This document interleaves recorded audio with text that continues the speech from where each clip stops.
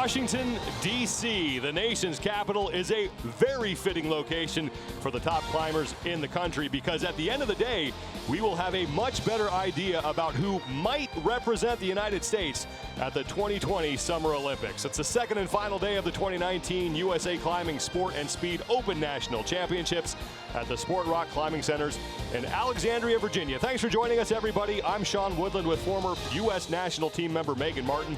We are set for the semifinal round of the sport competition, and now, Megan, the pressure is on. The climbers only get one chance on a single route, and only the top 8 men and women move on to the finals. Yeah, it's a very high pressure round because this is how you get into the final, and they do only get one try, and they also, different from yesterday, do not get to watch anybody. As we're looking at them right now, they are previewing the route with each other so they can talk about it, and they are allowed to touch the start hold only, but they are not allowed to touch any other holds, and they don't get to watch each other until they've already climbed. They only have 6 minutes to figure this thing out before they are put in isolation, and as Megan said, they do not get to watch each other climb. Let's start with the men's side, as there are 23 men who made it to this semifinal round, as some champions exemptions expanded the field from 20 to 23, and the top qualifiers will go last, led by Sean Bailey, who keeps the momentum that he grabbed by winning the 2019 USA Climbing Bouldering Open National Championship. He has looked perfect. He did have a perfect round yesterday by topping both of the routes, and generally with ease. So I'm expecting to see a lot more from Sean Bailey today, as this round is generally more difficult, and it looks like he has a lot more to give.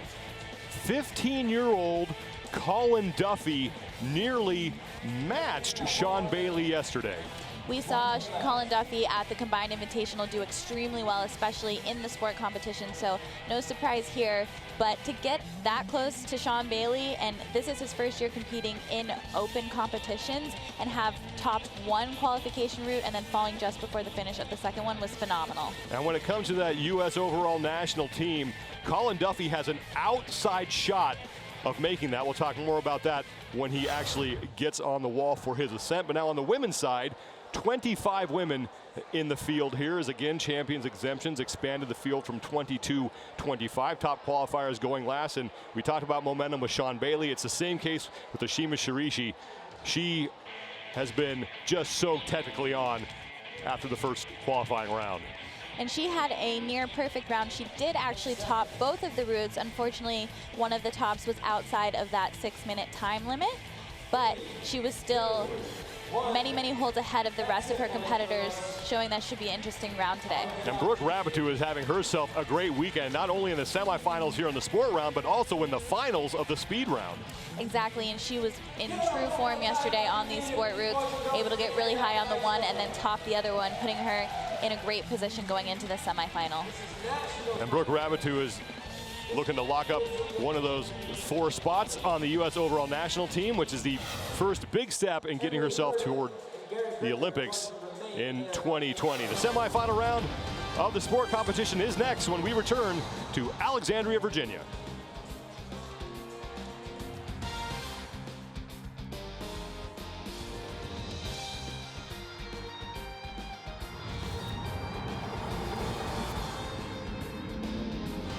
The 2019 USA Climbing Sport and Speed Open National Championships are brought to you by The North Face, inspiring and enabling exploration since 1966.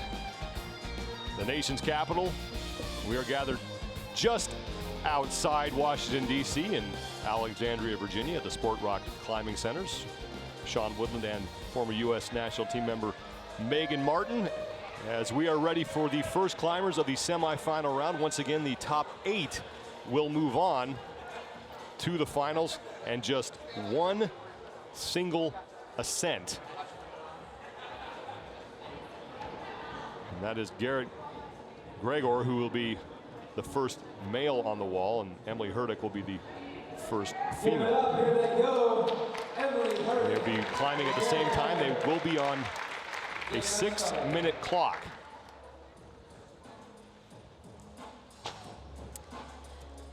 Fun fact. Wait, they got this thing. Garrett is Emily's coach, actually, so this is fun to see coach and athlete climbing at the same time, both off to a good start.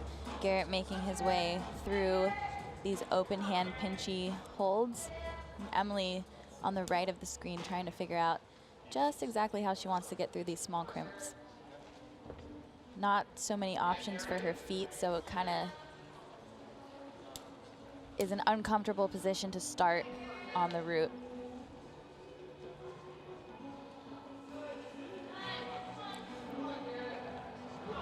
It's a little bit indecisive here.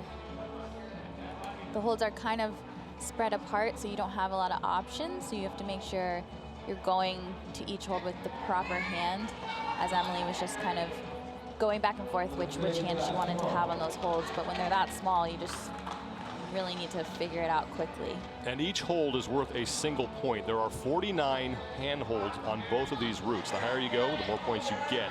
And then the clips actually count for points as well. Those are 0.01 each. So every time you clip in, you add 0.01 to your score, and then there are some partial points the athletes can get awarded based on what they do before they fall off the wall. Garrett's starting to get into the more difficult section of this route. For the men, starts off not too difficult, but it's meant to tax you kind of early so that when you get to this upper section, or to the middle of the wall before the upper section, you're supposed to already be a little tired and maybe a little flustered, making it more difficult to make those harder moves later. We talked a little bit about this yesterday, about the mental aspect of the sport is almost more important than the physical aspect, and the mental aspect really tested here because they just have such limited time to figure this thing out. Exactly, the mental aspect plays a huge part. Most of these athletes are physically fit enough, but can they make it happen on the day? Garrett working his way into that blocked hold. He's in that Gaston position with his left hand, where he's pushing outward on the hold. Oh. And Garrett is off the wall. He's got about halfway, maybe a little short of halfway. Really good effort there by Garrett Greger. Emily Hurdick taking a second here to figure out what she wants to do next. She is in a nice position where her feet are pretty stable, so she can take a moment, although her hand holds are small, to kind of pause before these punchy moves that she's just now getting into. Be a good place for her to clip. She's gonna take that time right now to clip before getting into another powerful section. Oop. Oh no. And then the grip slips, and Hurdick is off the wall. And that was another thing we mentioned yesterday, that at a fatigue point, it seems like it's simple to clip into that, but it can be so difficult sometimes. Yes, once you start getting tired, clipping does become part of the route itself in terms of difficulty.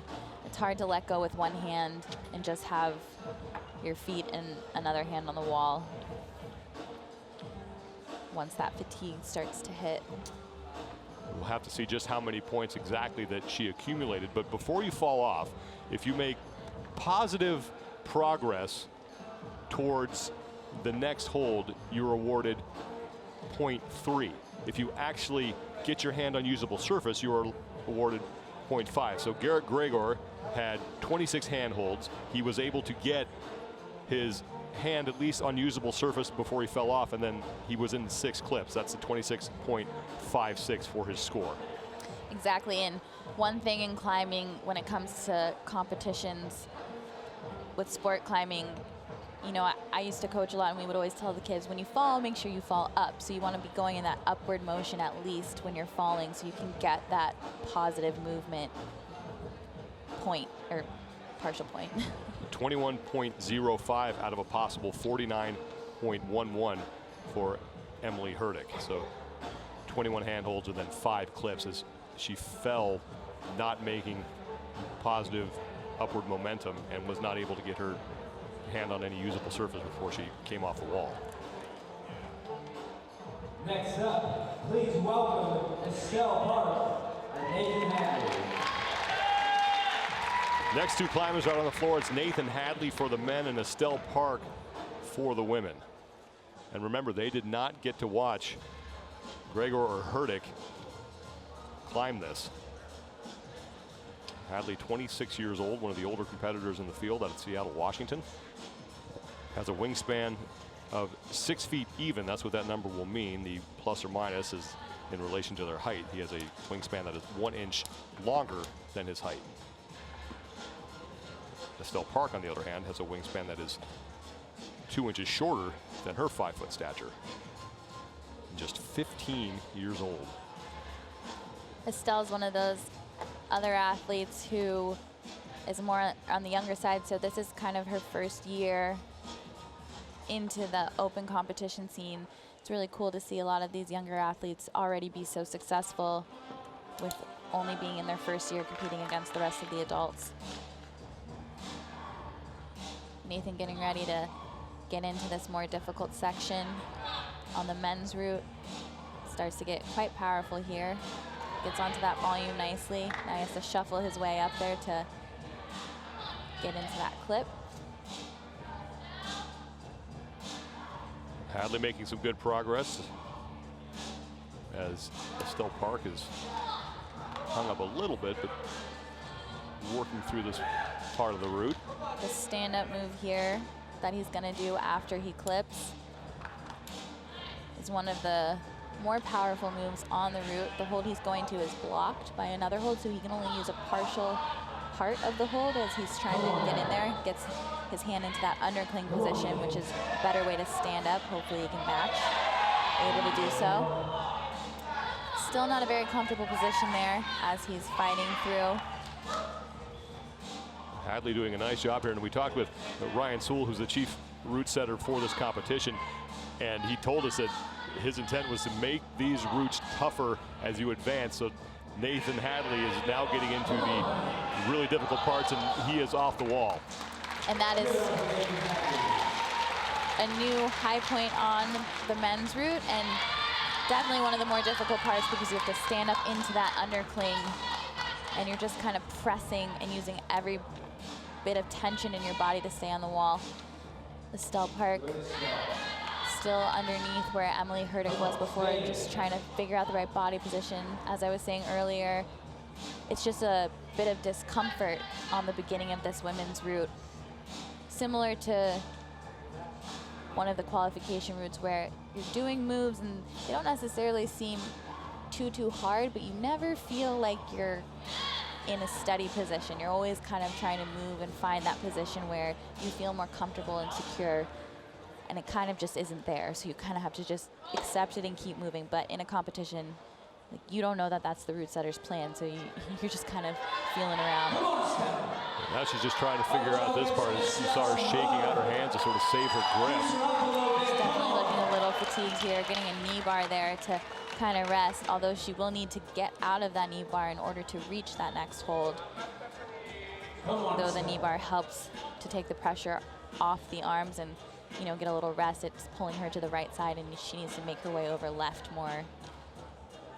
Really nice cross under here. Hopefully moving her body position over. Nicely done.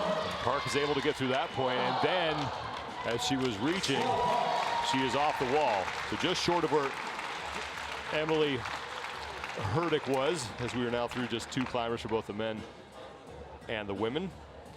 Nathan Hadley, the most recent man on the wall, with a score of 30.56. So the semifinal round underway here in Alexandria, Virginia. We'll have more when we come back.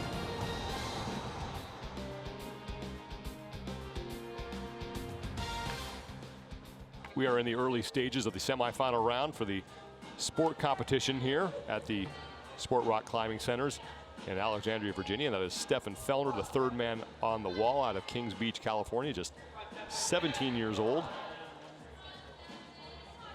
Mia Buendi is the 3rd woman on the wall. Estelle Park, we left before we were able to give you her score. She scored 19.35, so a couple points shy of where Emily Hurdick was. So Hurdick still has the high point. But we are very early, as we are just through now 2 of the 25 women in the semifinals and 2 of the 23 men in the semifinals. Stefan Fellner right here looking a little more casual than the previous climbers did on this route, really getting into that undercling section and not looking as taxed, looking like he can kind of figure it out a little more. This is where it really starts to turn up, though. This hold right here is not very good. It's just a hold in which you can get to the next hold, so a bump hold really. He has to make that clip. As long as his foot does not pass that hanging draw. And Fellner is off, but that will be the new high point on the wall for the men.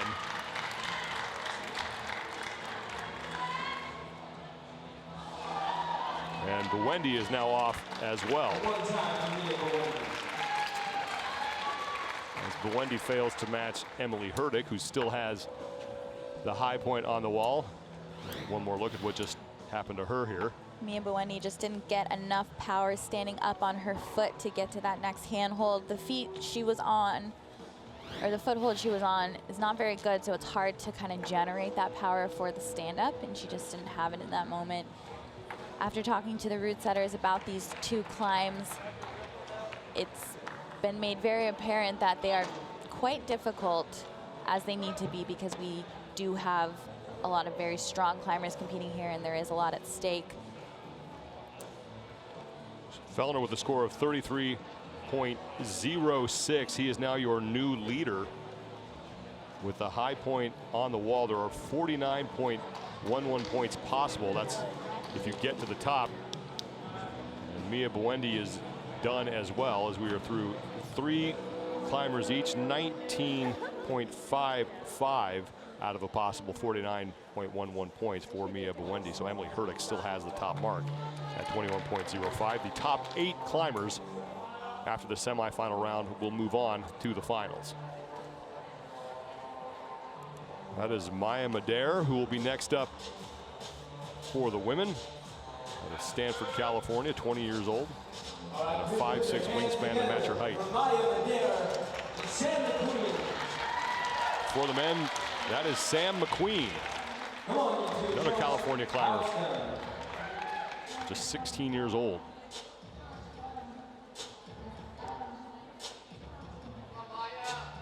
Maya getting started here on this uncomfortable section. We've seen a couple of the women be indecisive about how they want to go to this first handhold. Mentally, it's a little unnerving to step onto the wall and be confused right off the start. So you have to take a moment to kind of calm yourself down as you really get into the climbing. You've coached athletes who have been in similar situations. What do you tell them to kind of keep in mind when they find themselves in that sort of predicament? I always say that the best thing to do is kind of take a second, if you can find that position where you can be calm, to really figure it out, and don't keep moving. Just slow yourself down and kind of look at what's going on, find the right body position, and just stay calm.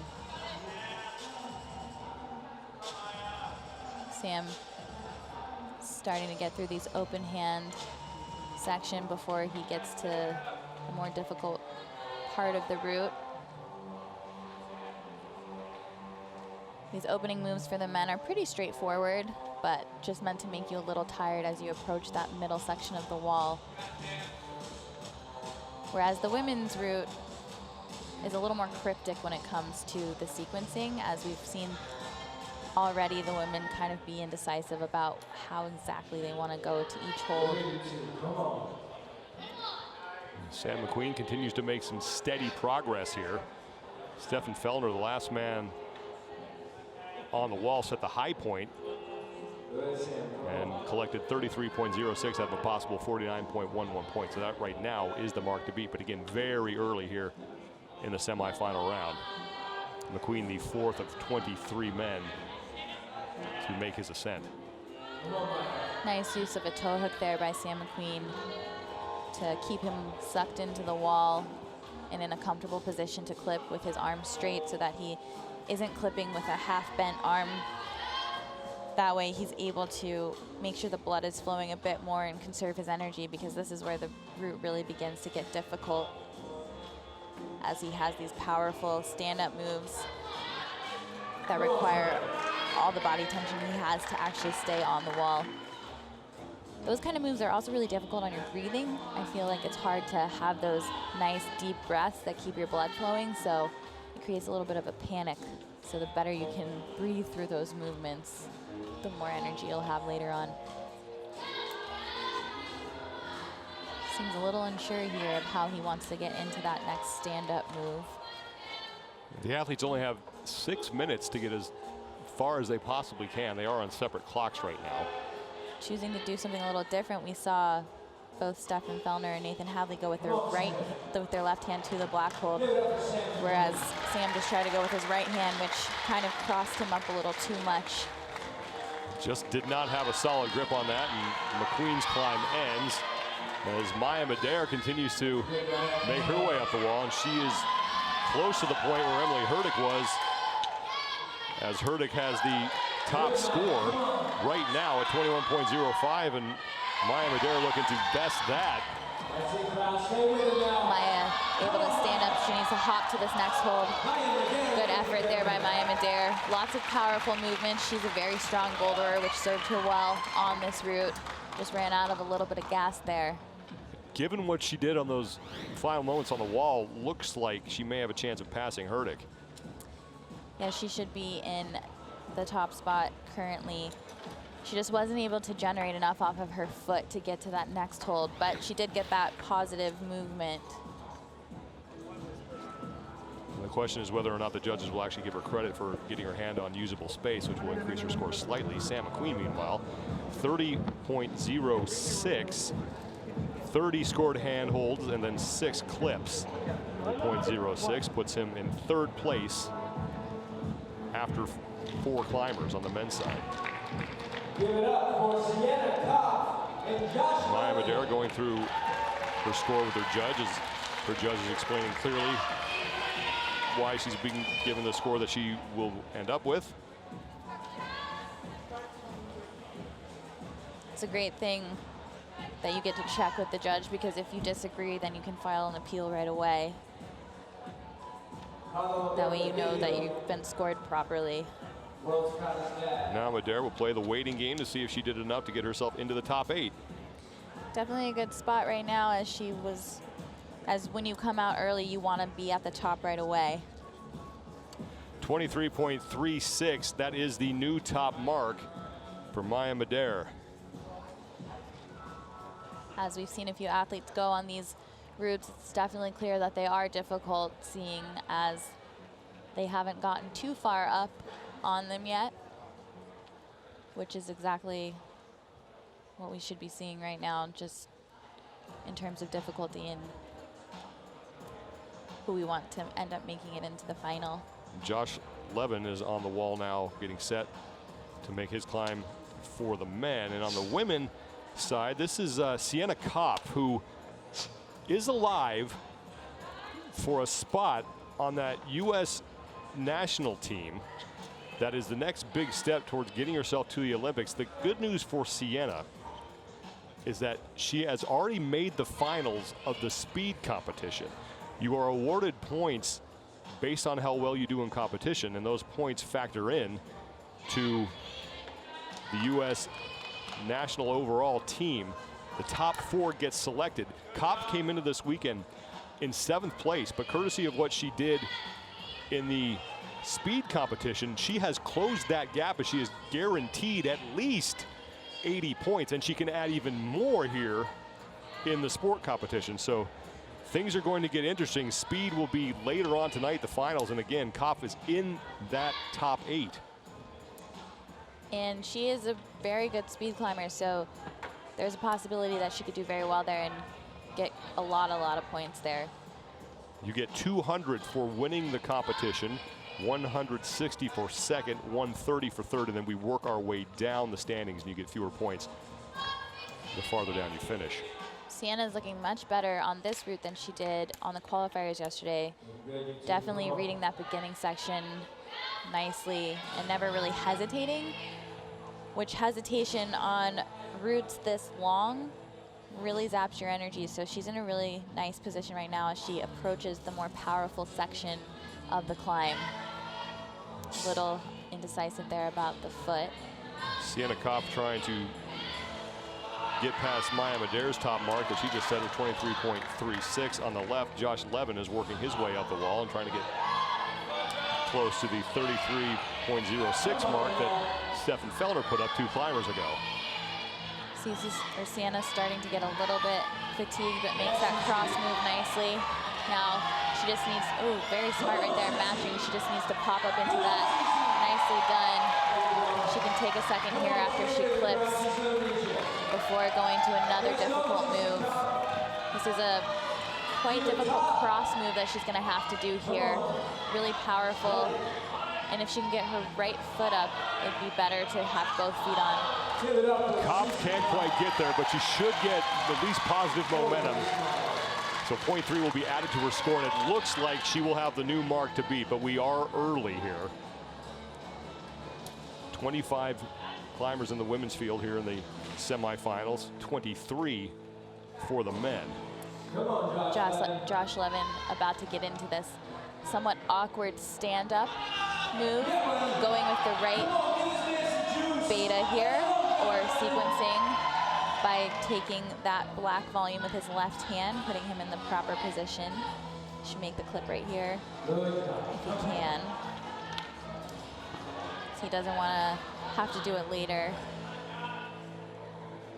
If he doesn't clip before his foot is past that hanging carabiner, he would get called down, and this looks like the better clipping position. Since it's next to you, he's trying to reach out there. He doesn't know if he can get to it. He's trying to switch up his body position a little bit. Smart move there. Josh makes a hold of his right hand. Now he's got to get that clip that's by his right foot, as Megan said. If he passes that, he's going to get called off the wall. Now he has to make that decision of whether or not he should just go for it and take the points, which is what he just decided to do. When you find yourself in that position where you're a little stuck,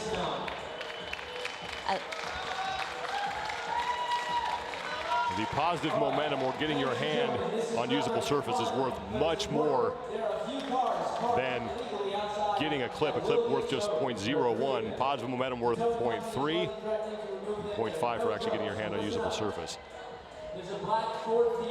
Sienna Kopf, meanwhile, sets the new best mark for the women, 25.37. We'll be back with more from Alexandria after this. Semifinal round of the sport competition at the 2019 USA Climbing Sport Open National Championship continues. That is Arabella Jeriel, who is next on the wall for the women.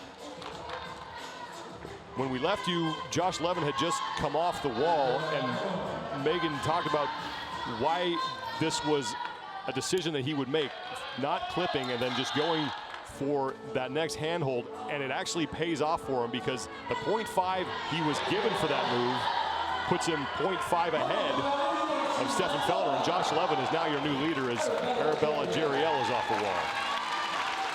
yeah, sometimes there's some quick decision making in terms of points, since the holds are worth more than the actual clips. And if you realize there's no way you can clip, it's better just to go for the points.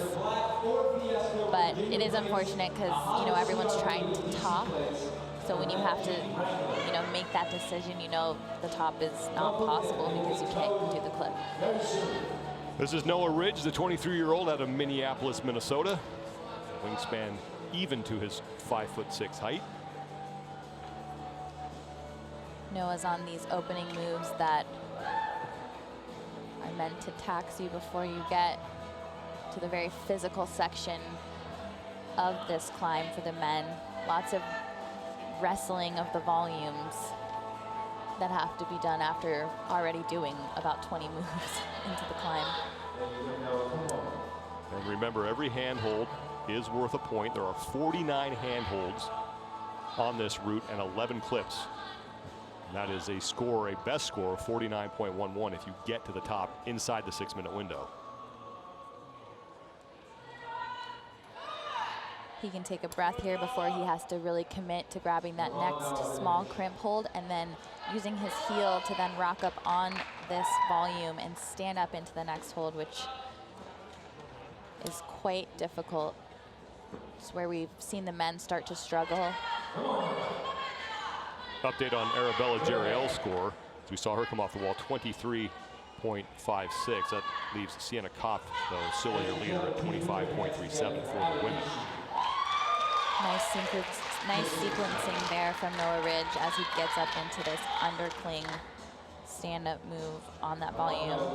This is where we've seen people not know how to clip right here. And Ridge is off the wall as he reached out with his right hand to try to secure a hold. Will not be able to match Levin's mark. Looked like he kind of ran out of gas there, making the right decision to continue trying to move. Able to touch that next hold, which should give him usable surface. Ali Nishi on the wall for the women, just 16 years old, out of Ann Arbor, Michigan. I want to give a quick shout out to our sponsor, North Face, USA Army Saudi partner. Ali so far is moving pretty quickly through this opening section on the women's climb, which is just a little uncomfortable and off balance. And then it breaks to that steeper section that becomes powerful really quick. So it's a very different style of climbing from one section to the next.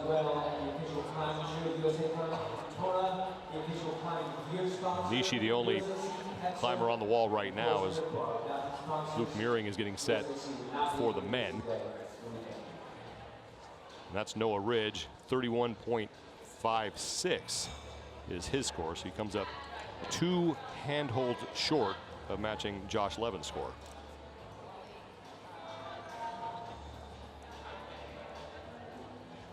Ali just doing what I feel like is like the first committing move on this route. It's one of the bigger moves to a bad hold. And this next section has given the women a little bit of trouble just figuring out which hand needs to go where. And there's multiple ways to do it, but each woman has kind of fiddled around as Ali just touched both holds before deciding which one to actually grab.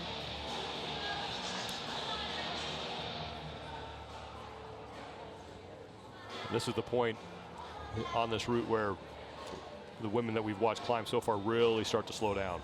And there's this nice knee bar here, so they get into this moment where they're like, oh, maybe I should rest here, and they kind of go back and forth. But this knee bar also pulls them to the right, and they really need to go left. So it's almost a little bit of a trap. It's this moment where you don't want to spend too much time there, but it's also so enticing to sit there a little longer. One of the more powerful moves right here.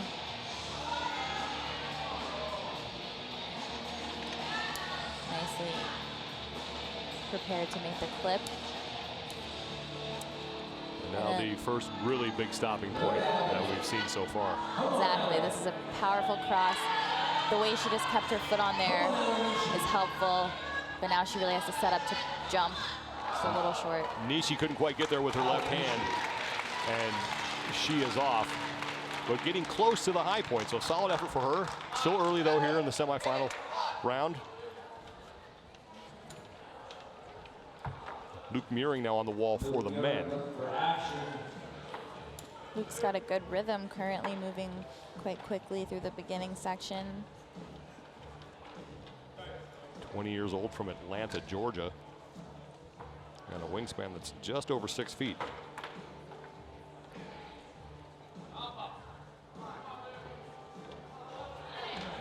Went to that hold quite dynamically, which is a little risky. If he can get up into this next volume, he can take a breath before he has to start in that stand-up section where you really just don't have a chance to take a breath for a bit. And then you're presented with a clip that seems, well, as of right now, it hasn't been figured out. He's just 2 away from that clip, as Nishi will have a score of 23.56. She ties Arabella Jeriel. And I do think that the clip that has yet to be figured out will be a turning point on whether or not the men are successful or more successful on this route, because it seems to be something that needs to be figured out quickly, and if you can't do it quick enough, you're kind of in trouble. Luke Meering trying to get a score that will put him in the top 8, that will move him on to the finals. Just the top 8 men and top 8 women moving on to the final round. That will take place later on this evening. Right into that precarious section where he needs to figure out this clip. Trying to figure nice into the pocket. Moving his feet out right, and here we go. Doing a nice job of trying to reach with his left hand, and that's the first time someone has made that clip. So Luke Meering looking to set the new best score here. He's set up nicely to continue to be successful on the route. Oh, just and the left hand slips, and Meering is off, but that looks like it will be good enough for him to take over the top spot here in the semifinal round. We'll have more from the Sport Rock Climbing Centers in Alexandria, Virginia when we come back.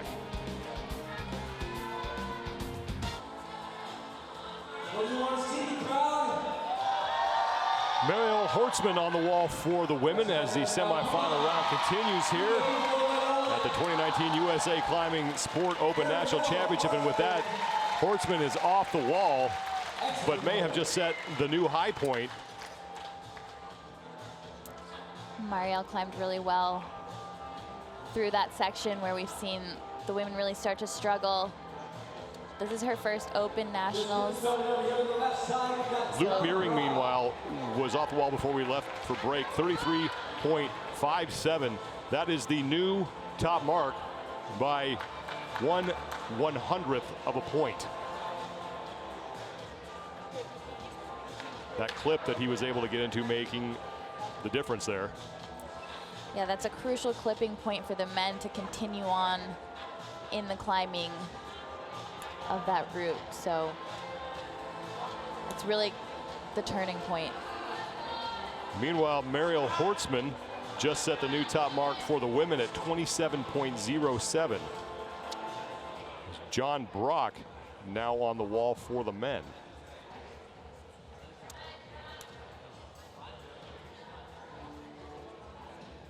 John Brock is one of our taller competitors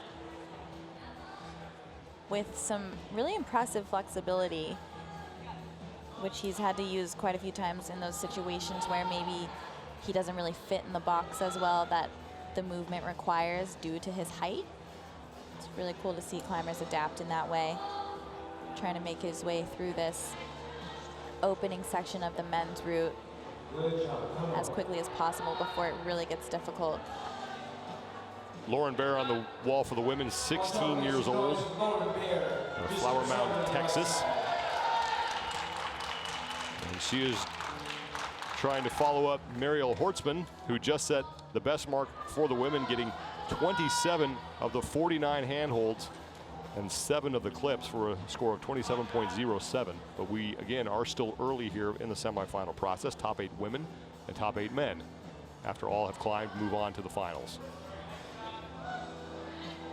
Lauren's making her way through these volumes, the more technical climbing on the route.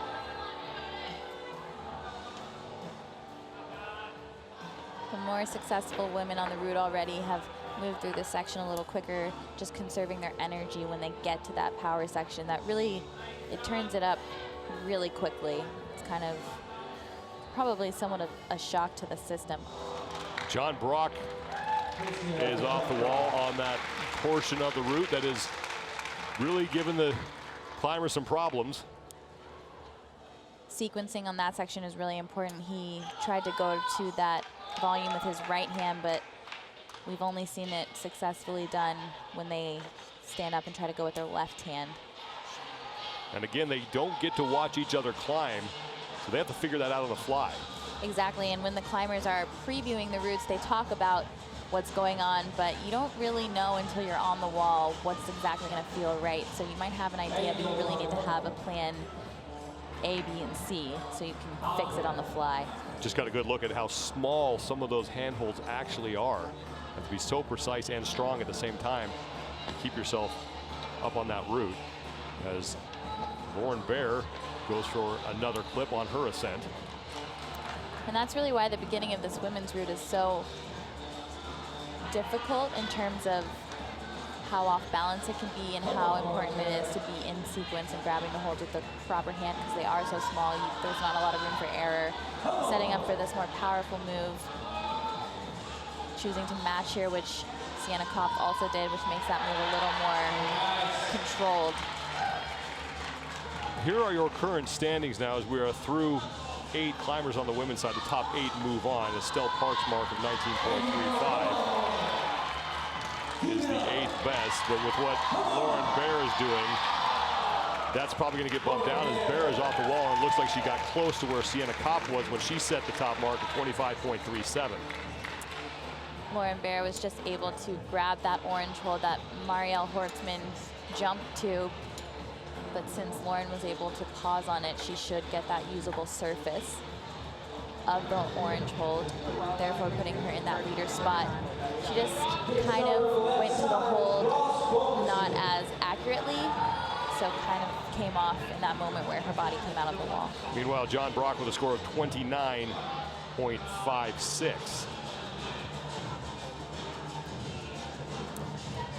Ross Fulkerson in the upper right-hand corner of your screen is the next man on the wall. I want to give a holler to another one of our sponsors, Guys Brewing Company. We're slinging nitro cold brew coffee out by the main entrance. Check them out. It's really important on this opening section of the men's route to be as efficient as possible. You don't want to have to try too hard at the beginning unnecessarily by making a silly mistake that zaps your energy a little more, because the real climbing is going to happen once you get into those black volumes. 6 feet tall and a 6'3" wingspan. And yesterday in the qualifying round, it seemed like the difficulty steadily ramped up, whereas here it looks like it's taking huge leaps as you work your way up. Exactly. It's not as, the increments of difficulty are not as small as yesterday. Since it is the semifinals round, you really need, the setters always try to challenge the climbers a bit more than in the qualification, just so that they are able to get the best climbers into that final. Ross is going to get ready to work his way up into the stand-up move. Should clip. Ooh, he's going to clip after. We've seen most of the men clip before.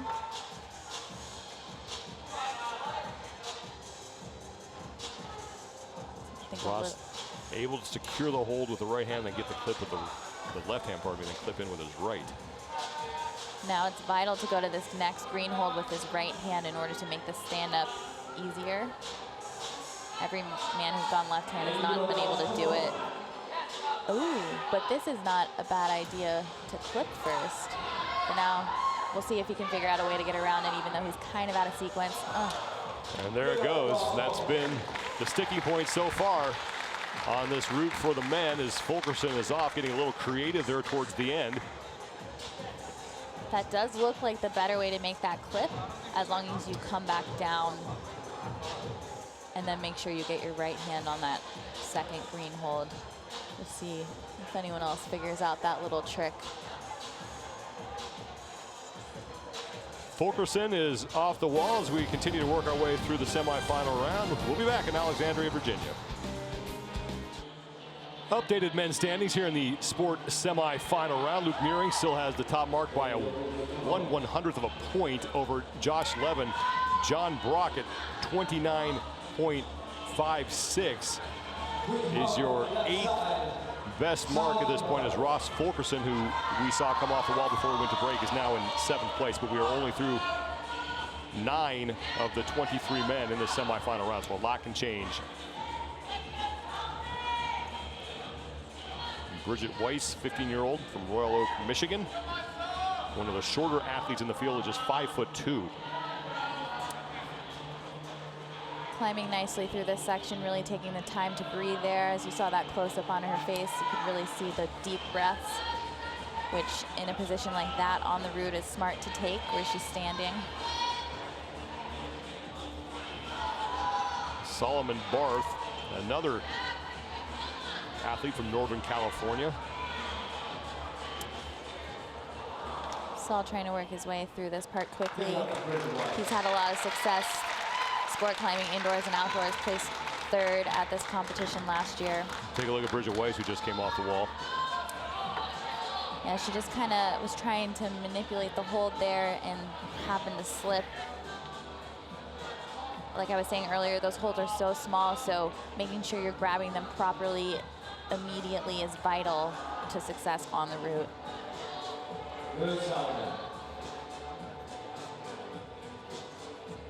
Solomon looking in a good position here.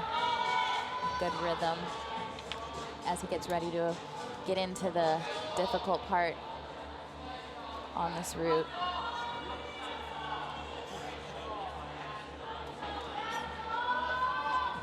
Smart move by clipping here before standing up. Ross Fulkerson decided to clip later, and it did look a bit more taxing. Ooh. Really good hand switch of position there. He was trying to undercling at first. Bridget Weiss, we saw her come off the wall. Her score 19.05. Will not crack the top 8. Curious to see if Solomon figures out if he can clip from that second green hold before getting into the stand-up. Looks like he's going to go straight for the stand-up. It's the way we've seen most of the men do it. They just have to figure out that clip later. Does have a good wingspan, so maybe he can actually reach it before coming out to the pocket, but well, he's going to try. Barth going for that clip and able to reach it. Looking pretty comfortable here. Just needs to figure out how to get that left hand, the right hand up first on the one side of volume, and then the left hand to where he's standing up more and not in that wrapped position that's bringing his body down a bit, because he needs to be in a more upright position to get to that pocket. And he is approaching the area where Luke Meering was able to set the top mark of 33.57, so a good climb so far for Solomon Barth. Now if he can get to this hold that Luke actually didn't hit, Solomon able to land right on the hold. Luke happened to miss it, getting to that new high point. Solomon Barth is going to be our new leader now. How much does he have left? We have yet to see a man get to this point on the wall. He's in a nice position here where he can kind of take a second as he works his way up, shuffling on that volume hold. You see those yellow holds are actually blocking a gap between the volume and the wall so that the climbers are forced to stay on the outside, where there are just little jibs, as we call it, which are tiny footholds that are just adding a little bit more friction to the volume. Barth doing a nice job of negotiating his way around and up that volume, and then he'll go for yet another clip. And the top is now within sight for Solomon Barth. It's the very top of your screen outlined by that pink tape. That's where he needs to get for a perfect score of 49.11. Still needing to continue to wrestle, getting into these difficult floater holds where he's going to need to wrap. And Barth is off the wall, but he will be your new leader. Great effort from him, as he is the first man to get himself past that really big sticking point that we've seen stop a lot of other climbers dead in their tracks. Solomon approached that route with great efficiency, really reading it properly. Jessica Buchanan is off the wall for the women.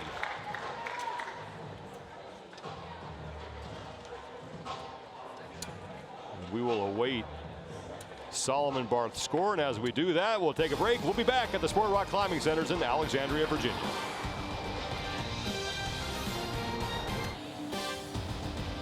The 2019 USA Climbing Sport and Speed Open National Championships are brought to you by The North Face, inspiring and enabling exploration since 1966. Semifinal round of the sport event is underway, and Jessica Buchanan emotional after her climb ends way before she wanted. She has a score of just 19.55, and probably will not be good enough to get her in the top 8. Meanwhile, Solomon Barth, a lot of smiles for him, as he is the man to beat right now. 41.59, 41 scored handholds, made contact with usable surface before he came off, and he clipped in 9 times. Zach Galla now on the wall for the men, and as far as the U.S. overall national team is concerned, he has already locked up a spot on that. He is also the overall leader in the points, but he won the combined invitational event that was held in January in Salt Lake City, and the winner of that event gets an automatic bid to the national team. So just 3 spots up for grabs here. Zach quickly moving through this first half of the route.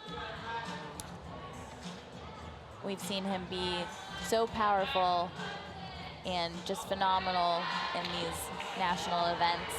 But endurance is something that he's been trying to work on more because it's where he lacks a bit.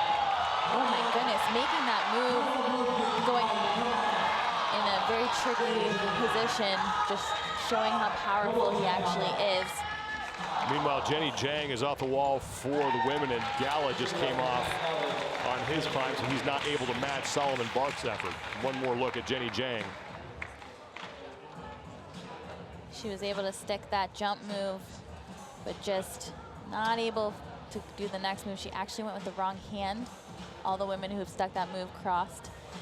Zach just kind of zapped his energy on the previous move because he had to try a little harder because he was a little out of sequence.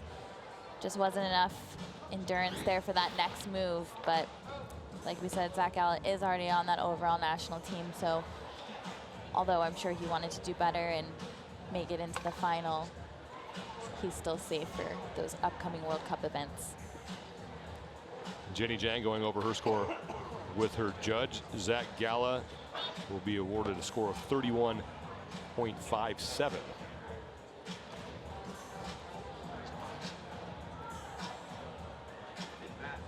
He will lead the floor, but like you said, Megan, he's already on that national team, and that is not the final step towards possibly making it to Tokyo, but it is a big first step.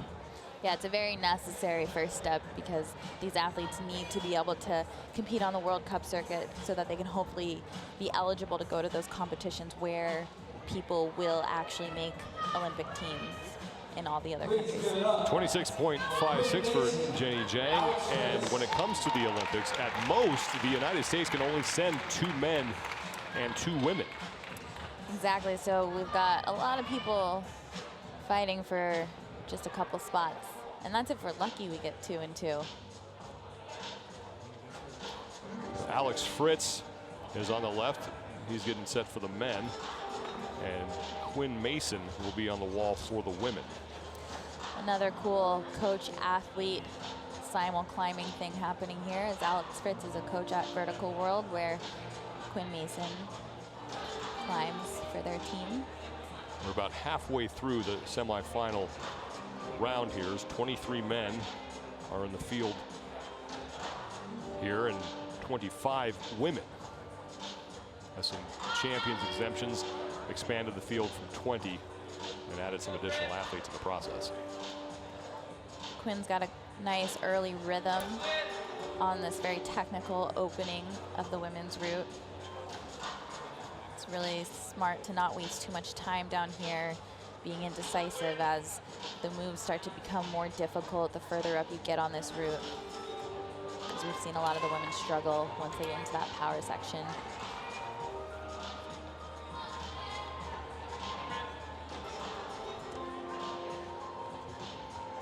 Lauren Bear, pardon me, Lauren Bear still has the best score of 27.57 on the women's side.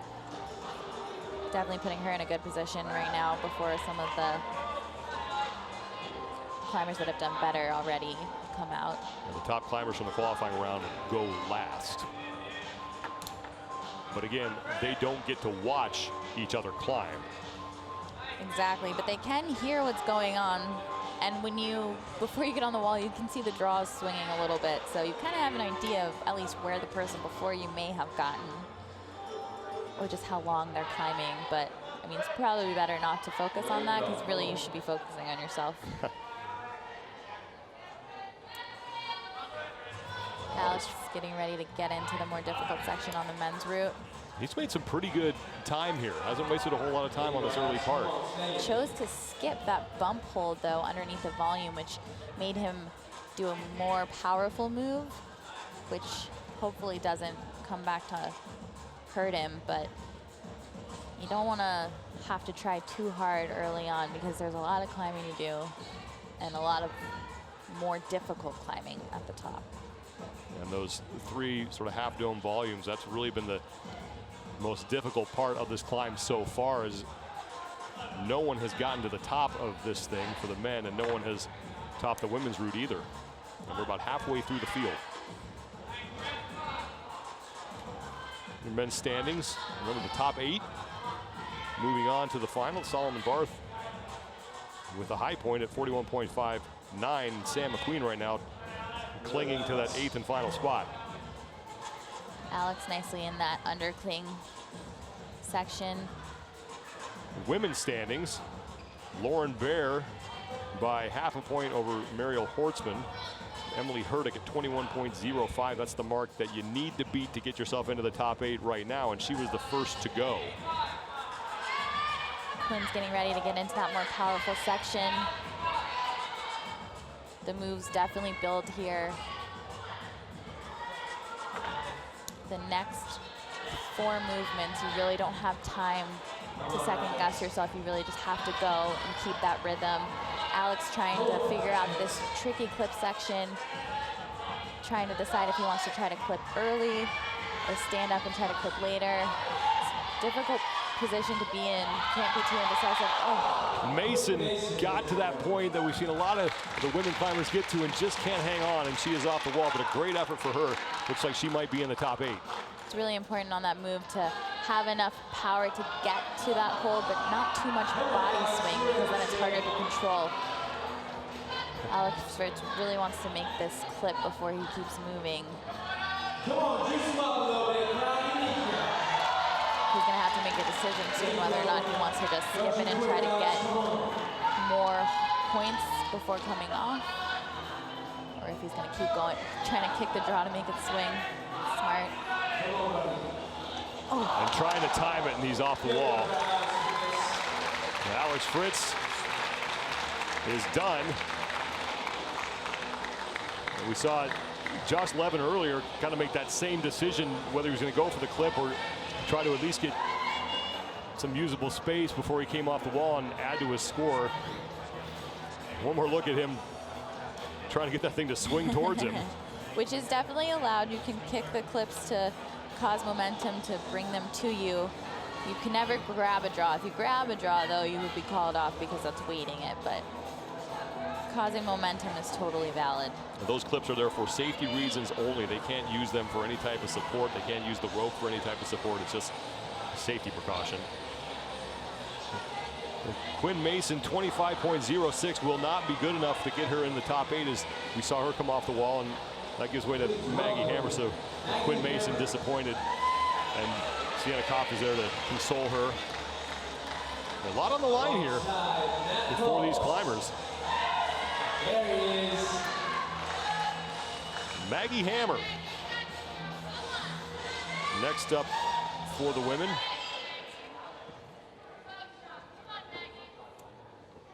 Maggie's trying to be as efficient as possible in this opening section, since there is a lot of climbing to do on this route.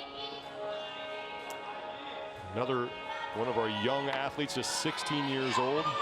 Wingspan matches her height, and she's got to beat 21.05. She's got to get 21 handholds and 5 clips to tie Emily Hurdick, and then anything after that would move her into 8th place. So Emily Hurdick, currently the last woman into the finals. As we are past the halfway mark, 25 women will be on the wall here in the semifinal round. Maggie's struggling to find a comfortable position here on this part of the route that just doesn't feel comfortable. So she needs to figure out how to keep moving up and not second guess herself too much. Has to go for that committing move there. Those more powerful moves that are going to come up soon on those green holds, it'll be vital for her to make sure she can get her feet back on quickly, as those moves will be a bit bigger for her since she is one of the smaller competitors. That's Matt Foltz, who's on the wall after Alex Fritz, and Fritz is now 7th in the semifinals with a score of 31.06, meaning Nathan Hadley is now the man with the target on his back. This is a route that Matt Foltz could definitely do well on, as long as he can climb quickly through those opening, easier moves. He's a very successful boulderer, having a lot of power, so that middle and upper section where you're wrestling a bit more is something that suits him, but he'll just need to have enough gas.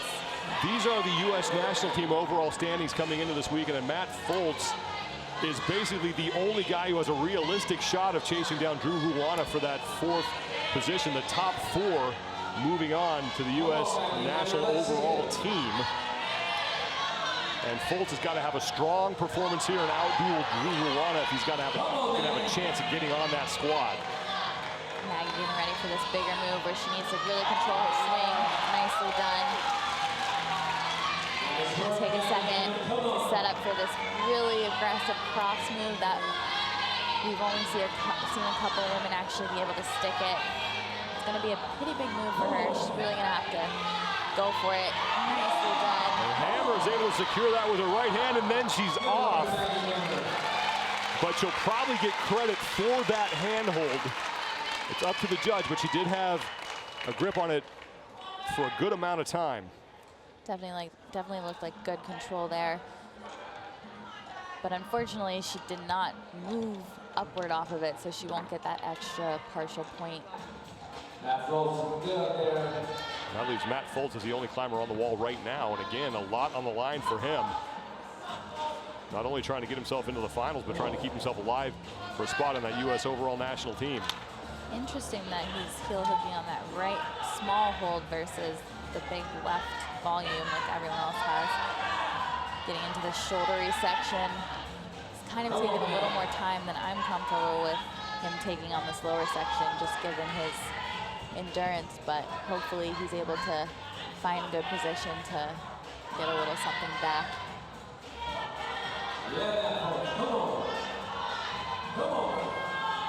Foltz steady, and then he is off the wall. Now the question is, did he do enough to get into the top 8? Because again, he's got to get into the finals. It's definitely going to be close, considering we have a lot of other climbers to come still.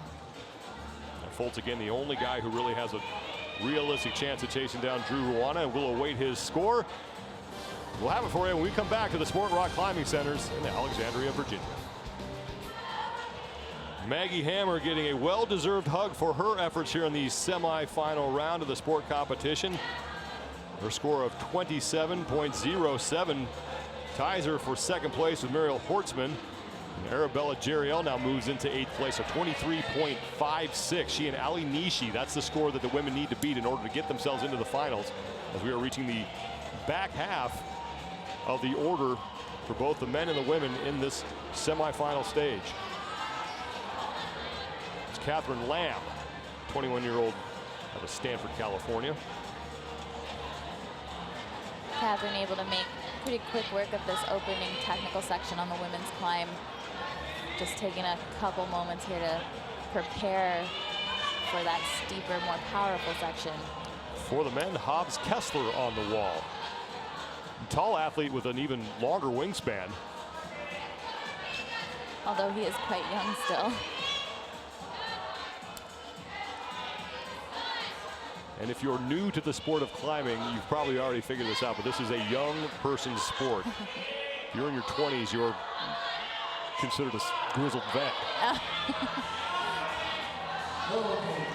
Katie easily getting to that left hand, showing that she definitely has a lot left in her tank. Katie Lamb now getting close to the high point. No woman has yet to top this route. Katie Lamb looking solid here. Able to get a hold of that crimp and actually clip here.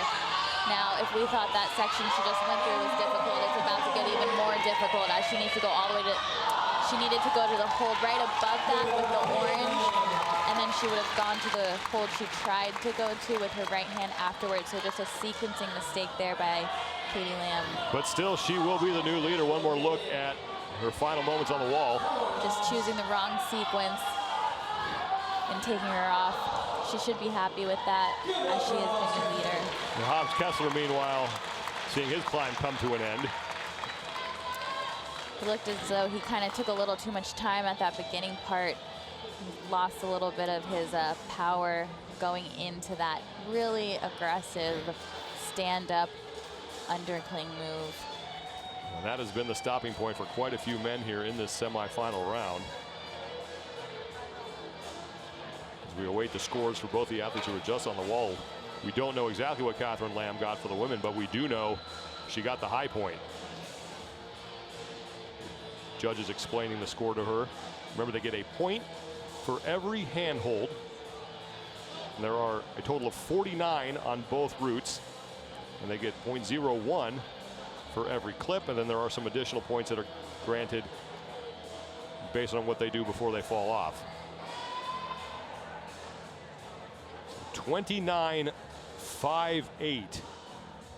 Katie Lamb is your new leader as she secures 29 handholds. She got 8 clips, and then right before she fell off, she was able to make contact with usable surface with her hand. So that's an additional half point.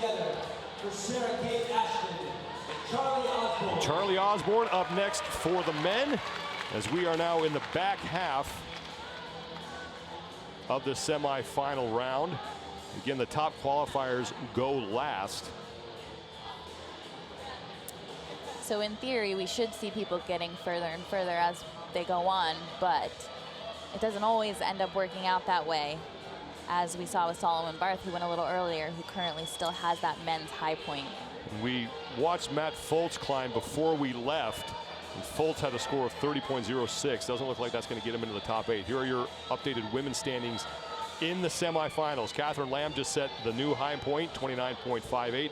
And Ali Nishi, 23.56. That is what you need to score if you want to have a chance of getting yourself into the finals. On the men's side, Solomon Barth, 41.59. Hobbs Kessler at 30.56. Just squeaking in as of now, but we still have some of the top climbers to go here. Charlie Osborne trying to work his way through this section.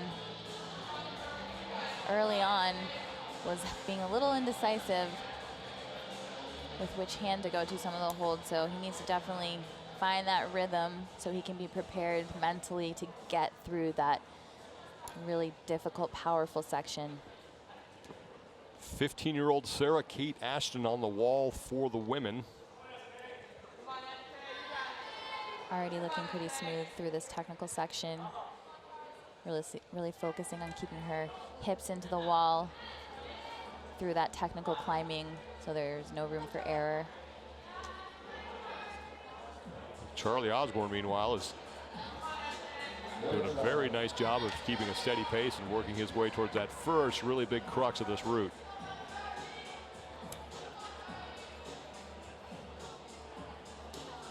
Needs to get ready to grab that crimp hold and decide whether or not he wants to make the clip here or later, and then stand up into that really aggressive shoulder move.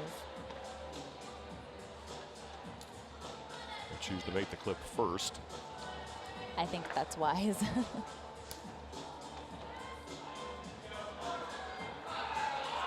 Nicely into that undercling.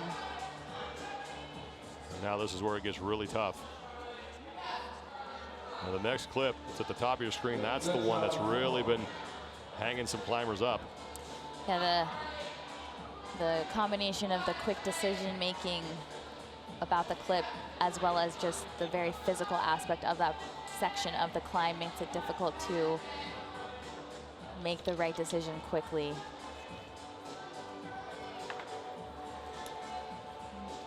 He's making a really good decision here by kind of staying in that position until he knows exactly what he wants to do, because once you get stood up into this next volume, you really are in an uncomfortable, taxing position, so you can't sit around thinking about what you want to do.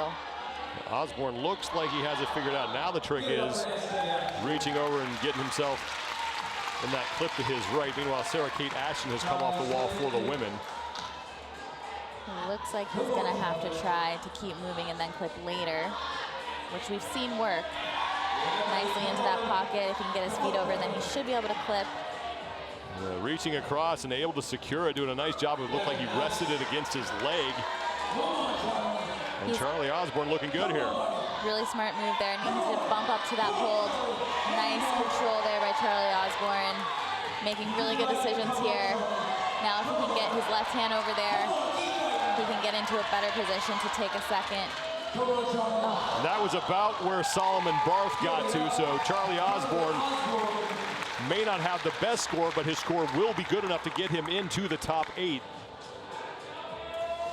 Like I said earlier, that clip that he was able to figure out in a timely fashion is that crucial point on this route in order to get past that section of the climb that we've seen so many men struggle at.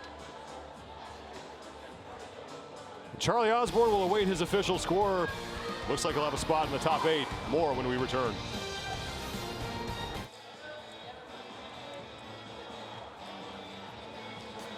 Well into the back half of the semifinal round of the 2019 USA Climbing Sport Open National Championship. That was Sarah Kate Ashton, who was just off the wall. These are your current standings in the semifinal. Solomon Barth still has the high point, and Alex Fritz 31.06, and Charlie Osborne, we just saw him on the wall. He put himself in second place with 35.08 as Xander Waller is now the man on the wall. On the other side, it is Natalia Grossman. More on her in a second, but these are your overall standings for the women in the semifinals. As Catherine Lamb is still your leader. Sarah Kate Ashton, her score of 25.06 ties Quinn Mason and now puts her in 8th place. Natalia Grossman on the right for the women is one of 4 athletes who are alive for that 4th spot on the U.S. overall national team. This is what the rankings look like coming into the weekend. Grossman was also in the speed qualifying round. The finals are later on this evening, but because of what she did in there, unofficially, she now sits in 5th place. So Margot Hayes is trying to hold off Claire Burfine, Natalia Grossman, and Sienna Koff, all who are in the semifinal round of this sport competition. So the women's final spot is going to come down to the wire here. And Natalia definitely has the ability to do well here on this route as long as she continues this really nice rhythm that she already has going. Getting into those power moves, moved quickly through that technical section. She is very good when it comes to technical climbing, so I'm not surprised that she was able to read the sequence well, but this is where it really starts to get difficult. And as long as she continues to read everything and execute, she should be okay. Meanwhile, Xander Waller is on that difficult portion for the men. A little bit of hesitation there by Natalia Grossman. See if she can keep it together to set up for this jump move. She definitely needs to stick that. And she just can't do it with the left hand. And Natalia Grossman, again, is alive for one of those spots on the national team, but that may have hurt her chances. Xander Waller getting back up into that section where we've seen only a couple men, and looking like he is still not too fatigued as he makes his way up this black volume into those tiny, tiny holds where we've only really seen Solomon Barth get high up on this volume. Right now, Waller will be in the top 8 as only 2 or 3 men have even gotten to this point. Solomon Barth was the highest, and now he's off the wall. He had his hands on the volume, but there were some holds on there that if he could have gotten his fingers onto would have given him a little more purchase on the hold. He kept trying to move his body a little just to get up on the volume a bit more and reach those tiny holds that would keep him on, but he was just unable to do so, but definitely in a great position right now. We've yet to see a man get to the top of this route, but Xander Waller getting about where Charlie Osborne was and close to where Solomon Barth was. Meanwhile, 24.56 for Natalia Grossman will not get her into the top 8. And that's big for her because, again, she was is one of the women looking for that 4th and final spot on the U.S. overall national team. And the other women who are in that mix, 2 of them have still to go get on the wall. One of them is now on the wall. That's Claire Burfind. Claire off to a nice start on this technical section. Unlike a lot of the climbers that have already gone, I'm less worried about that powerful section for her. Just more worried about this opening section, just making sure she reads it properly and doesn't make unnecessary, difficult movements. Those open hand holds will definitely be something she likes, and I think she'll be able to read the sequence pretty well and get through it, as long as she doesn't exert too much energy down here. And please make some noise for Claire Burfind getting started. Already moving through nicely, setting up for that first committing move, no problem.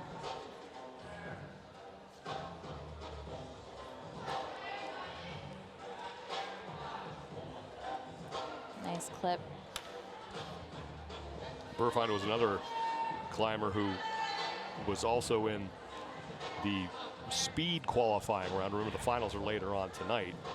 She was not able to get herself into the final. She finished 17th in qualifying. Definitely was not her best day in speed. She's was the speed champion last year, as well as the sport champion. So hoping to make it up here and get into that final to set her up to, you know, defend her title. Deciding not to take too much time here. Second guessing that foot placement as she goes into this cross move. Nicely done. That little, just saw it, that little green hold there that's on the bottom of your screen. That's just not a whole lot for her to get her foot onto. They have to be so precise when making these ascents. Definitely taking this moment to rest a little bit. Like I figured, she's a little more comfortable on these holds than earlier on that technical footwork intensive part. Gonna do this cross move here with ease. Needs to just make sure she controls her body swing as she gets to this hold. Nicely done. Burfind is there, and this bodes well for her.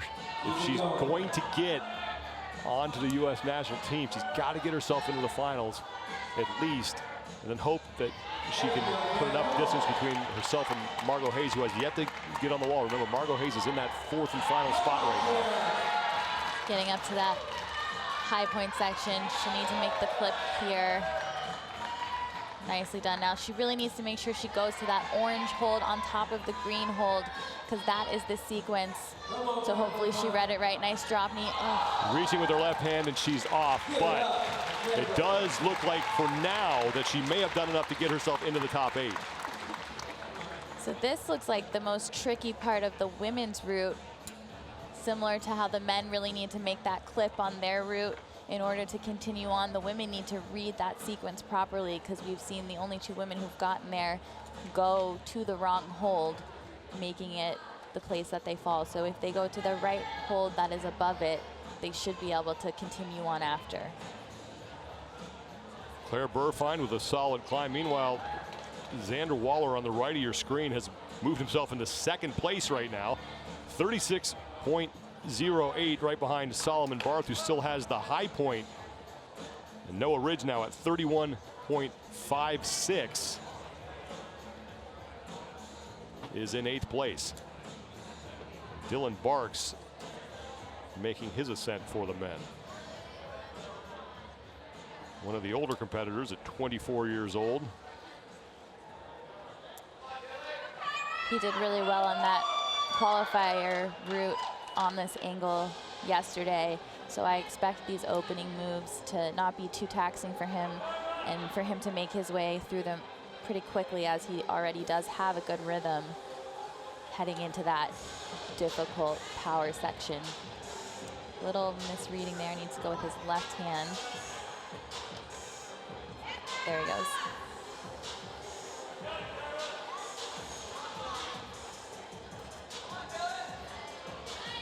getting ready to get into that more difficult section.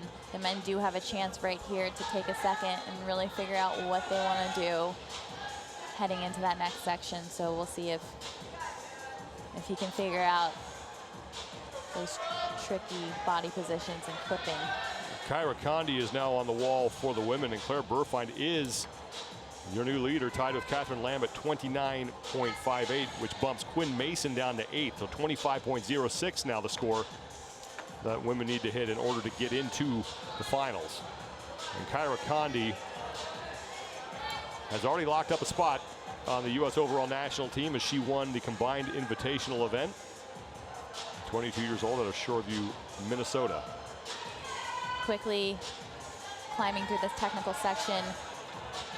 One of the fastest sport climbers you will ever see climb. She does not rest as much as a lot of the competitors and just kind of charges through the routes.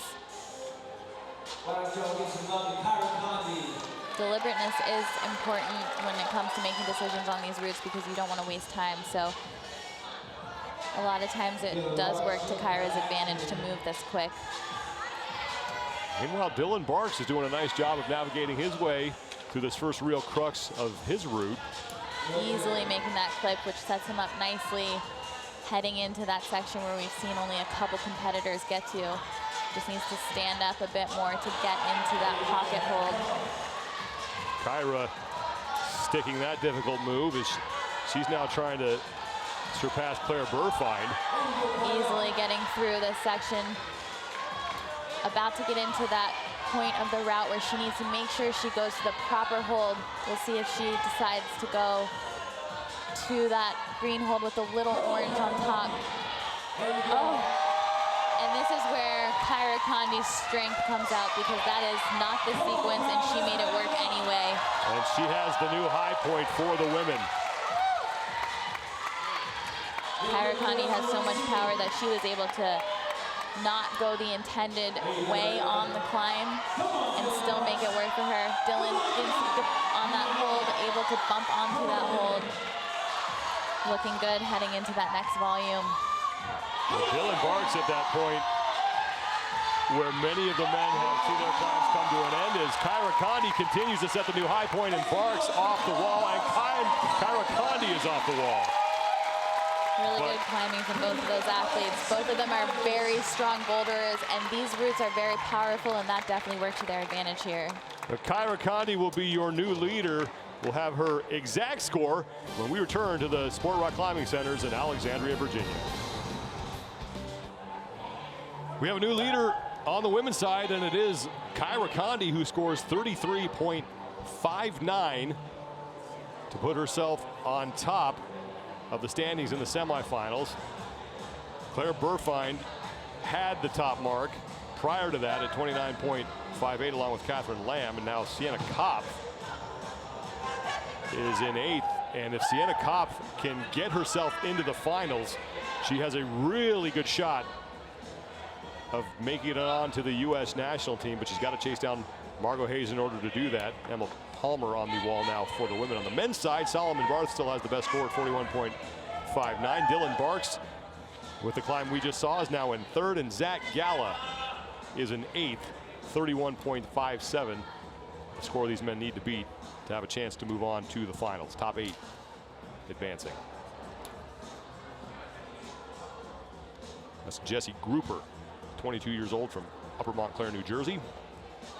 Even 6-foot wingspan. Moving nicely through these opening moves on the men's route before he gets to the power section. Emma Palmer, an 18-year-old from Reno, Nevada, trying to work her way into the top 8 and onto the finals. As Kyra Condi just before her set the new high point, getting 33 of the 49 scored handholds. Emma trying to figure out how she wants to do that upper section before moving.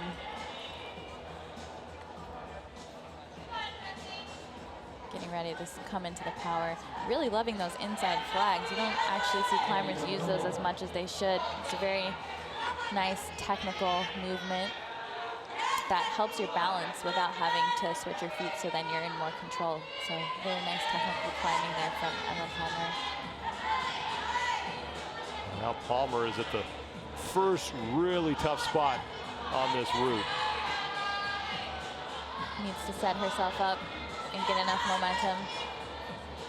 Jessie Gruber getting ready to go up into that crimp before he gets into the stand-up shouldery part of the men's route. And Palmer stays alive as she has a solid hold with that left hand. Now matching with her right, continues to make upward progress. Really making nice decisions and looking so in control as she continues to climb on this route, approaching that tricky section where Kyra Condi actually did the sequence differently than what I was told the intended beta is, but she made it work. Emma Palmer almost doing the same, but choosing the intended beta here. Oh, going back, a little indecisive. Perhaps more comfortable. This is about where Kyra Condi came off the wall. Emma Palmer looking to maybe set the new high point here for the women, but more importantly, she's looking good for a spot in the top 8 at this point. Smart use of the heel hook there to get to that clip. Only 5 women are left after her. Needs to set her feet up so she can pop the little dynamic move to that orange hole, just a little short there. Won't be able to get there as Palmer's climb ends, but looks like she has put herself in the top 8. Jessie Gruber. He was able to make that clip, which we've noticed is extremely crucial to success on this route. So as long as he can get through these next couple moves to get onto that second sphere volume, he should be able to get a moment to reset before making those further difficult moves. Nicely onto that hold, which a couple of the men have had to go to a little more dynamically, sometimes missing and then bumping onto it. Jessie Gruber looking to possibly set the new high point here. That still belongs to Solomon Barth. 5 men remain after Jessie is done. Able to get onto those little jib holds to keep him on the volume a bit better. We saw Xander Waller struggling as he could only get his hand on the volume. Jessie's in a nice position, keeping him closer to the wall as he grabs the jibs that are on top of the volume. And able to make that clip to 8.01 to a score. And Gruber now looking to possibly take the lead here. This seems to be the last place where you can kind of take a second before you have to make a lot of quick decisions. There is a move coming up where we saw Solomon Barth earlier on those green slopers, where it's pure power, no real feet, and just needing to campus your way through, which is when you have to climb with just your arms. And after all those moves, the fact that anyone's capable of doing that is just so impressive. Gruber taking a second to shake out his left hand. He keeps looking down. He may be able to see the clock, just checking, because he did time out yesterday. So we know he has a lot of endurance, so he needs to make sure that he has enough time to make all those moves. Just 6 minutes in his window, and he's only got 45 seconds left, and now he's starting his way back up. And he may be your new leader, courtesy of this climb. And Gruber might not have enough time to make it to the top. He's only got about 30 seconds left, but he will be your new leader. Now he's gonna have to do that powerful move to this sloper. Gonna have to cut, he may be able to keep a toe hook, but then eventually will need to cut his feet in order to get nice high foot placement there. Gruber running out of time. He's got about 10 seconds left. Making really nice moves on this volume. There is a hold on top of that volume a little further if he can get to it. It would really help his score. I think Gruber has timed out. He has officially timed out, but he's staying on the wall. But he will have the new high point and the lead with just 5 climbers left to go. This will not count as a top because, again, he is outside of the 6-minute window and he is off. But Jessie Gruber treating the crowd to a great performance, and he will be your new leader. We'll have an official score when we come back.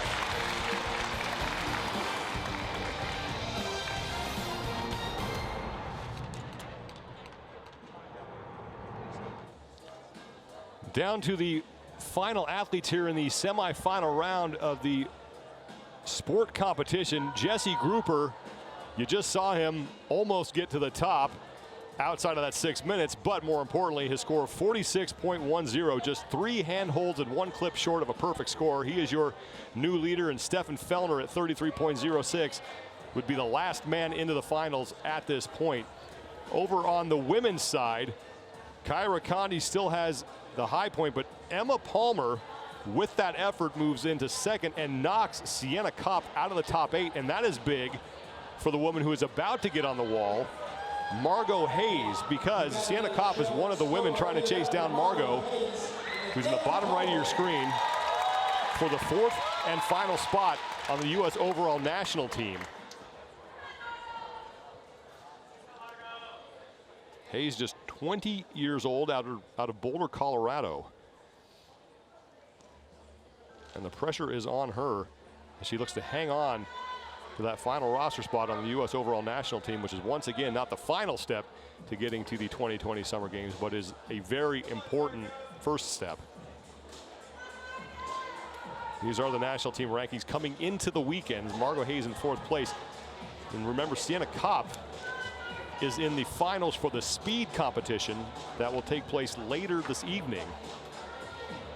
So she has a chance to rack up points there depending on where she finishes, and then she will be awarded points based on her finish here in the sport competition. But Kopp not moving on to the final, so Hayes now with an opportunity to put some distance between herself and Sienna if she can make it in to the top 8. And Margot is definitely very capable of being in that final. She's been in the final a lot in previous years and on the podium as well, so we should see her be successful here. Nathaniel Coleman for the men, as only 4 men will remain after he is done.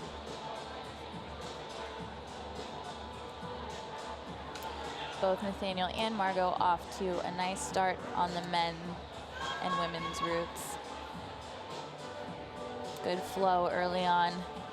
Like I've said multiple times, it's really important at the beginning to just find that good rhythm and kind of stick with it, because these routes do build in difficulty as you get up higher, so you don't want to make any unnecessary difficult movements early on. Margot really taking her time here to shake out before moving into the steeper, more powerful section of the climb, as Nathaniel gets to that moment where he can take a second before his powerful section. And these are your standings for the men for the United States overall national team, and Nathaniel Coleman solidly in 2nd place, so just barring a total disaster here, which it looks like he has already avoided, he will be one of the 4 men moving on to the United States overall national team and to those World Cup events.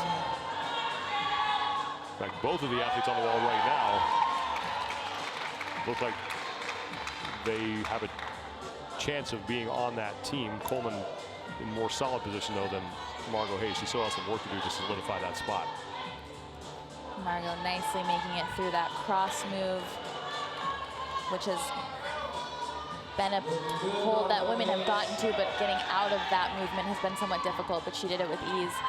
Coming up to that section where there are a couple different ways to get through it, but necessary to be somewhat in control here to make your way through it.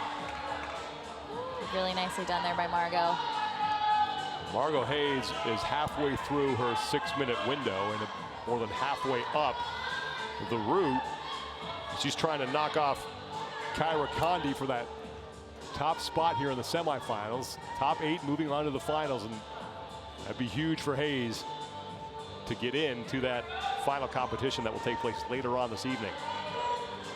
Just taking a second here to shake, because this next section is even more powerful than the section she just went through. And once she gets up onto the volumes that are later in the climb, she'll be somewhat wrestling. Ooh, little foot slip there, nice save. Needs to make this cross, really necessary to keep her hips in. Nice heel hook. And Hayes will slip, but it looks like she may have the new high point and be very close at least to Kyra Condi. As Condi had the previous best score, now Nathaniel Coleman comes plummeting off the wall. As he was at that big sticking point that we've seen for the men. One more look at what happened to him. He did not get directly onto the hold on the volume. He had to pause on the volume first, which is a little more difficult to hold on there, and he just missed that yellow hold. He hit the part of it that was blocked, so there really wasn't much to grab there. Nathaniel Coleman may not be getting into the top 8, but Margot Hayes certainly will. We'll have her score for you when we return.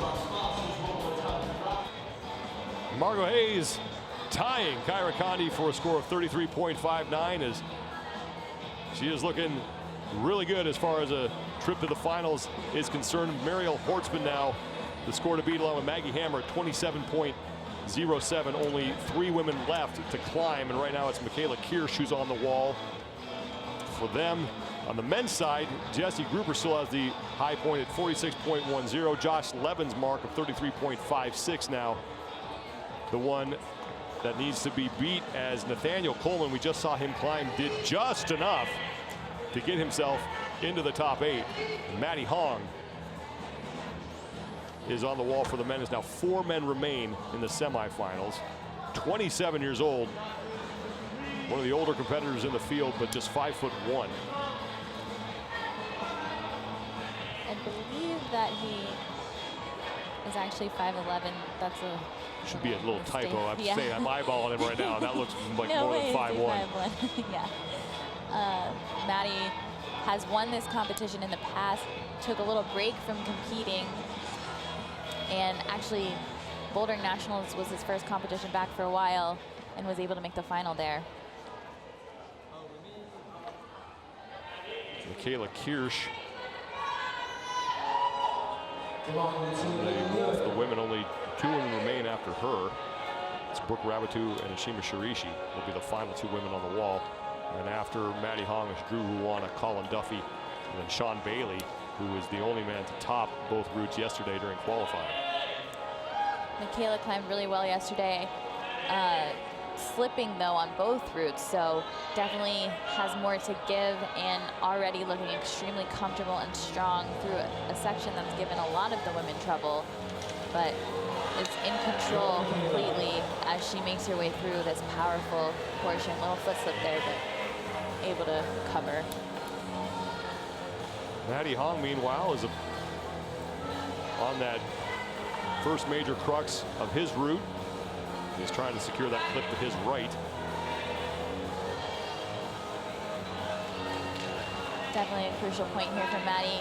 He does not look fatigued at all, but he does need to figure out how to clip here, because we've seen many times this being the part where if you don't have that clip figured out quickly, it could be trouble, but no trouble there for Maddie Hong. He was able to top one of the 2 qualifying routes yesterday. Got her to the spot here in the semifinal round. Michaela inching her way closer to that high point section, still looking quite comfortable and not really fatigued at all, taking a second to rest, using her heel to take off a little pressure off of her hands there.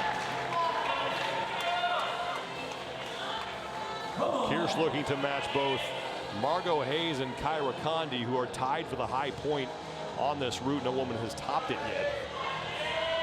Maddie also seems to be making good time here and still looking quite good.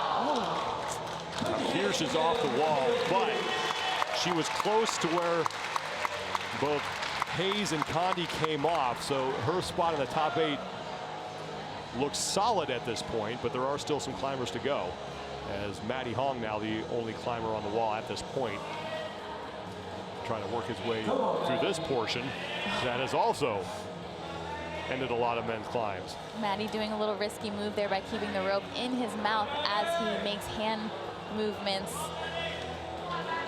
Risky due to the fact if he slipped, it could be not great for his teeth. Able to get through that section easily. Still looking really good on this route. Power moves are about to happen. We saw Jesse Gruber here earlier, as well as Solomon Barth. Less than 2 minutes now for Maddie Hong, but you can see how close he is to that hold in the pink square at the top of the screen. That's where he needs to get, but first he's got to work his way over to the left and then back to the right. Nicely into that green sloper with a toe hook on his right foot, keeping him into the wall there so that he can take a little bit off of his hands, getting ready for this powerful section. The last move of this men's route is actually quite powerful and a little bit of a coordination move.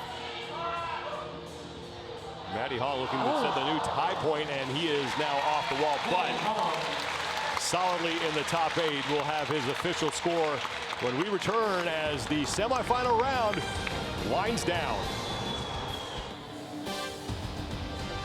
The 2019 USA Climbing Sport and Speed Open National Championships are brought to you by The North Face, inspiring and enabling exploration since 1966.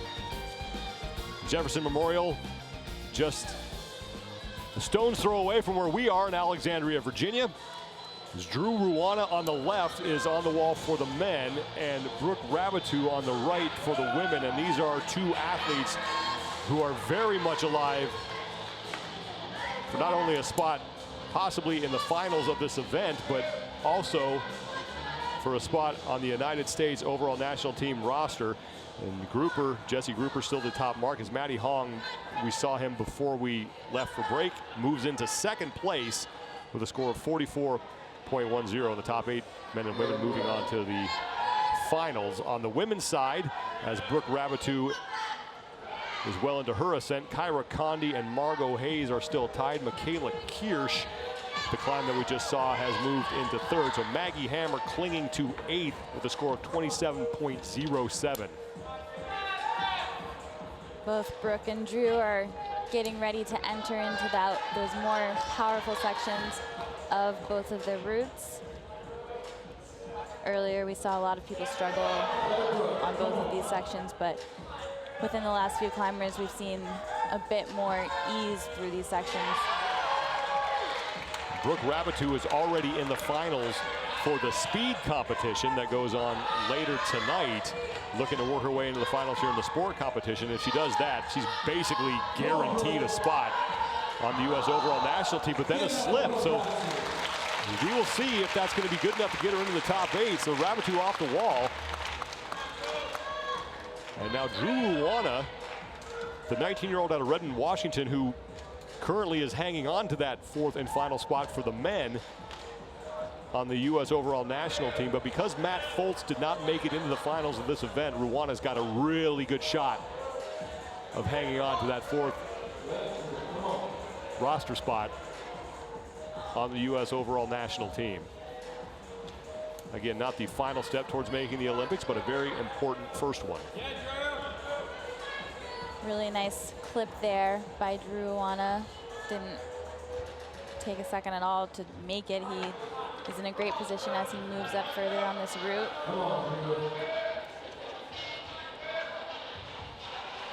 Nicely using his hips there to wedge himself into the volume to get into that pocket in a more static manner versus dynamic. Needs to get onto that yellow hold.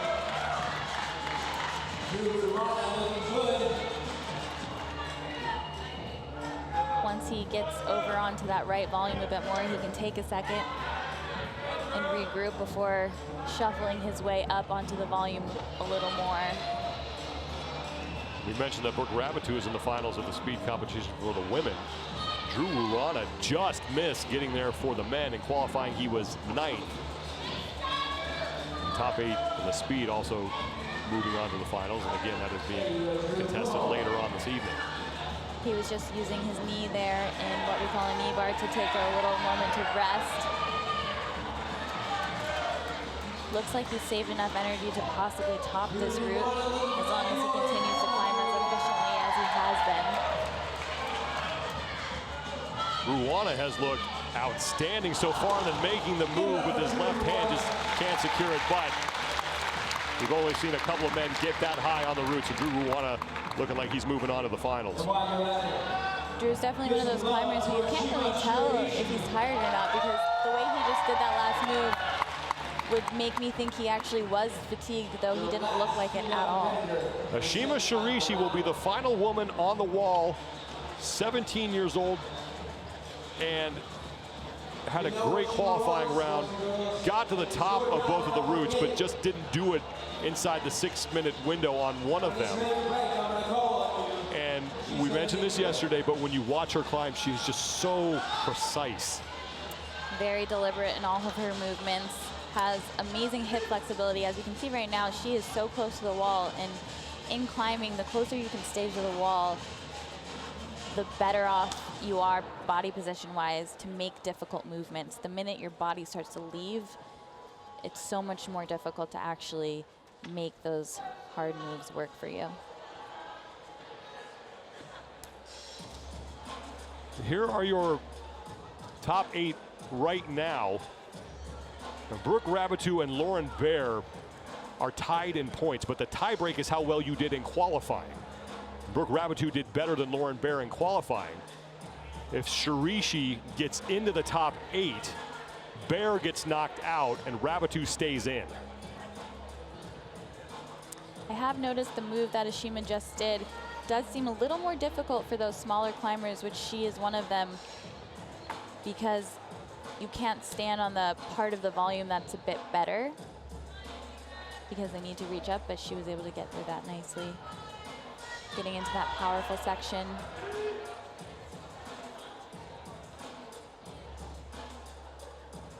Just deciding how she wants to go for this move. Really nicely done. She did hesitate there for a second, but when Ashima hesitates, it seems to be a lot less hesitation time compared to a lot of the other competitors. Ashima Shirishi, who won the 2019 USA Climbing Bouldering Open National Championship that was held in February and just outside of Bend, Oregon. Looking to keep that momentum here and get into the finals of the sport competition. And she's already done enough right here. On the men's side, bottom of your screen, 15-year-old Colin Duffy, and just barely 15. He turned 15 in December of last year. 5 feet tall. And this kid at 15 years old is still one of the most talented climbers in the field, has a really bright future ahead of him. As Shirishi looks like, because of where she is on the wall, is punching her way into the top 8 and on to the finals. We'll have to await her official score. Again, no woman has topped this route. Shirishi looking to become the first and only to do it. It's actually wild. No woman has even gotten to those last few volumes on the route. So it'll be really cool to see if she can make it up there, because that part of the route is quite powerful and really difficult climbing after having done so many moves already. Colin Duffy is also trying to get himself into the top 8 for the men. He's on the bottom left of your screen, now middle of your screen. Here's where things stand for the men, as Duffy is the second of last to go. Sean Bailey, the only man left after him. Luke Muring's score 33.57, now the 8th best one. That's what Duffy's got to beat to work his way into the final round. Colin's getting into that section where he needs to figure out exactly how to make this clip. His arms are not super long, but we'll see if he can make the body position work for him. So close. He's trying to snag it with his fingertip. He gets it, and Duffy clips in successfully. So he is now set up nicely to continue on through those next few moves. Meanwhile, Ashima Shirishi looks like she has set the new high point for the women. So we now get a first look at that volume that she's on right now. And this is the part where she will go to that other side, and she should be kind of working her way up the volume. She does need to get to the other side of it, throwing a toe, which is very smart. Duffy, meanwhile, is off the wall for the men. And he does not look happy on his way down. But Ashima Shirishi is trying to become the first woman and only woman to top this route here in the semifinal round. Already has set the high point. She will be moving on. And in the big picture, looking like she's locking up one of the roster spots in the United States overall national team. She's running out of time. Just 45 seconds left in this 6-minute window. Really spread out here, kind of in that starfish position. Now has to work her way up the volume. This volume does not have any holds on the side, and now she comes into that small crimp that is blocked which gives her even less purchase on the hold. 30 seconds for Ashima Shirishi. She will have the top score. Now the question is, can she get to the top? This clip is a little difficult. Won't be able to do it, but Ashima Shirishi is on to the finals as we save the best for last on the women's side, and only one climber remains on the men's side. Ashima Shirishi, with that effort, really putting a stranglehold on one of those coveted United States overall national team roster spots.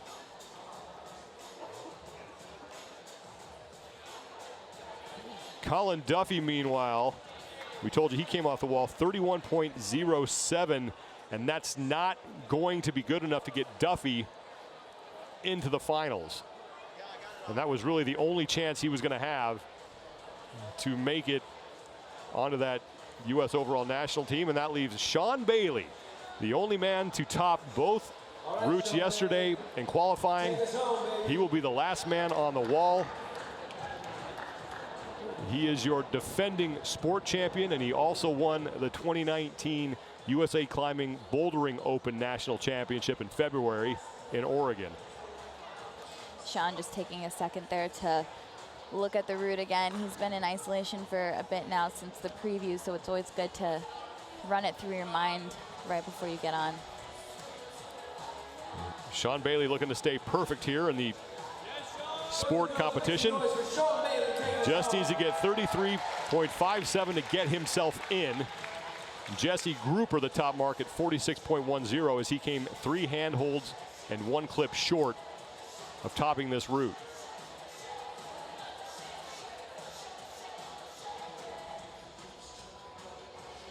Nice rhythm right now through these opening moves here for Sean.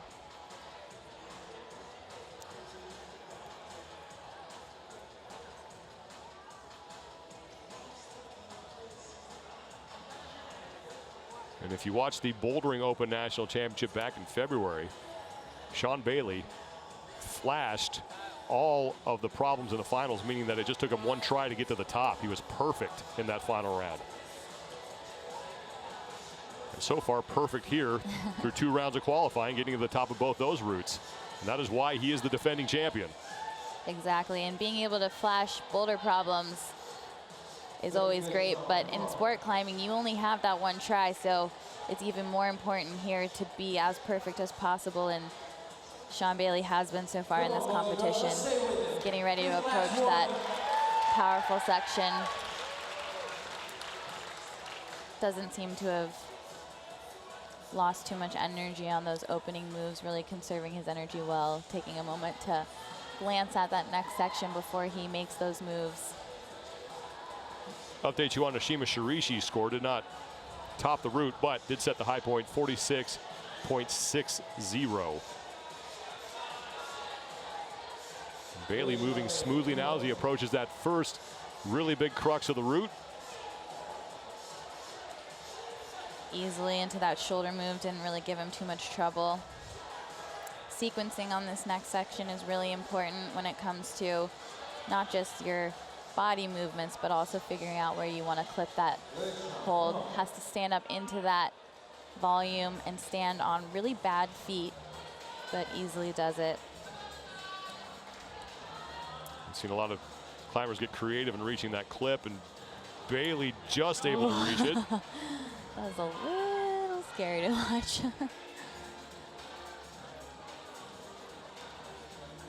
Now gonna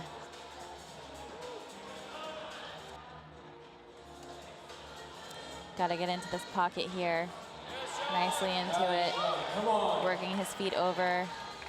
Now this next move, when he hits the volume, there is a hold on that volume, and he needs to get to the hold. He's just on the volume now, but if he gets to the hold, he'll be in more control there. Nicely done. Bailey is really close, if not already past the point that he needs to reach in order to get himself into the top 8. But he certainly has a bigger goal here, and that is to become the only man to top this route, and then he would stay perfect so far in the competition. He's got a 6-minute window. Needs to get his foot up here to make that clip. Try and get a heel hook if he can.